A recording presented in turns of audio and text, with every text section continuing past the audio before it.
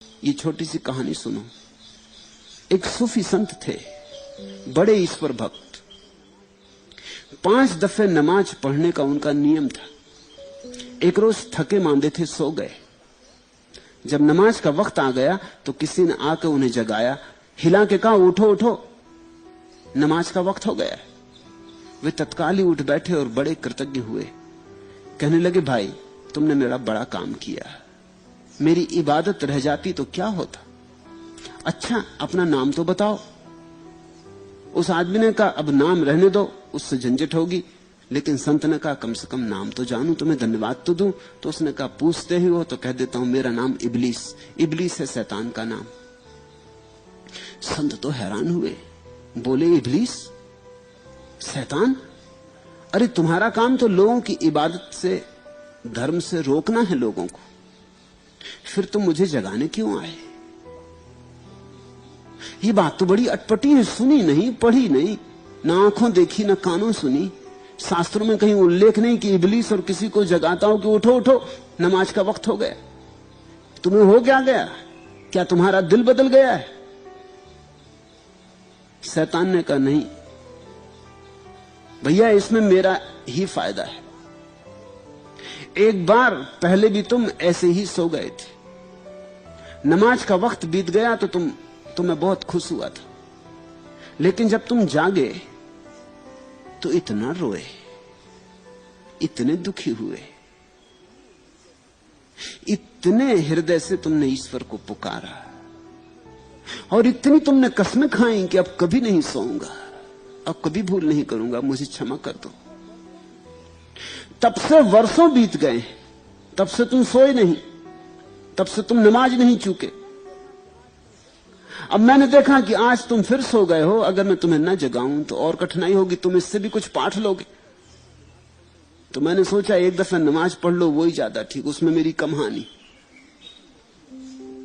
क्योंकि पिछली दफे तुम चूके, उससे तुम्हें जितना लाभ हुआ उतना तुमने जितनी नमाजें जिंदगी भर की थी उनसे भी ना हुआ था। इस फर्क को समझना। तुम जिंदगी भर नमाज पढ़ते रहे, रोज सुबह सांझ 5 बार, उससे तुम्हें इतना लाभ नहीं हुआ था जितना पिछली बार सो गए थे और जब जागे थे। तो जिस ढंग से तुम पछताए थे,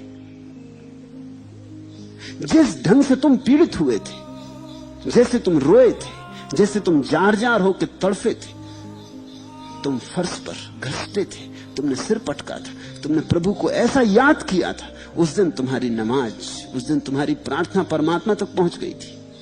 और तब से वर्षों बीत गए, मैंने तुम्हें बहुत सुलाने की कोशिश की, सब किया, लेकिन तुम कभी नहीं सोए, तुम हर हालत में भी नमाज पढ़ते रहे।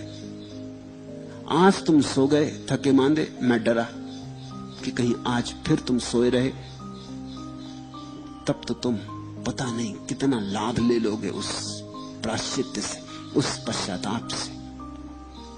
पश्चाताप का फर्क है, सिर्फ रोने की ही बात नहीं है, सीखने की बात है। सीखो तो बड़ा लाभ है। जो भूलें तुमने की हैं, वे सभी भूलें काम की हो जाती, सभी भूलें सोने की, अगर सीख लो। अगर न सीखो तो तुमने जो ठीक भी किया वो भी मिट्टी हो जाता है। इस गणित को ख्याल में लेना। भूल भी सोना हो जाती है अगर उससे सीख लो, और गैर भूल भी मिट्टी हो जाती है अगर कुछ न सीखो। अनुभव तो जिंदगी में सभी को होते, थोड़े से लोग उनसे सीखते, जो सीखते हैं वे ज्ञानी हो जाते, अधिक लोग उनसे सीखते नहीं। अनुभव तो सभी को बराबर होते, अच्छे के बुरे के, लेकिन कुछ लोग अनुभवों की राशि लगा के बैठे रहते, उसकी माला नहीं बनाते। थोड़े से लोग हैं जो अनुभव के फूलों को सीख के धागे से पिरोते और माला बना लेते, वे प्रभु के गले में हार बन जाते। पाठ ख्याल में रखो, जो हुआ हुआ, वो अन्यथा हो नहीं सकता, लेकिन उसके होने के कारण तुम अन्यथा हो सकते हो। ख्याल लेना।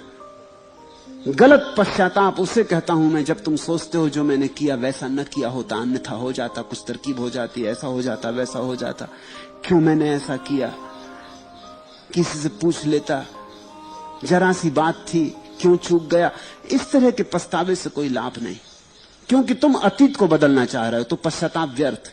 अगर अतीत में ऐसा हुआ, इससे तुम एक अनुभव लो कि मैं अपने को बदल लूं। तुम अपने को बदल सकते हो, तुम भविष्य हो, तुम अभी हुए नहीं, हो रहे हो। इसमें बदलाहट हो सकती। अगर तुम बदल जाओ तो पश्चाताप बड़ा बहुमूल्य है। नमाज से ज्यादा नमाज न हुई उसका पश्चाताप है।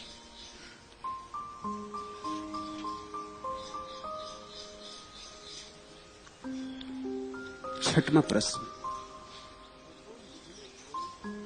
भगवान बुद्ध ने आनंद से कहा कि स्थान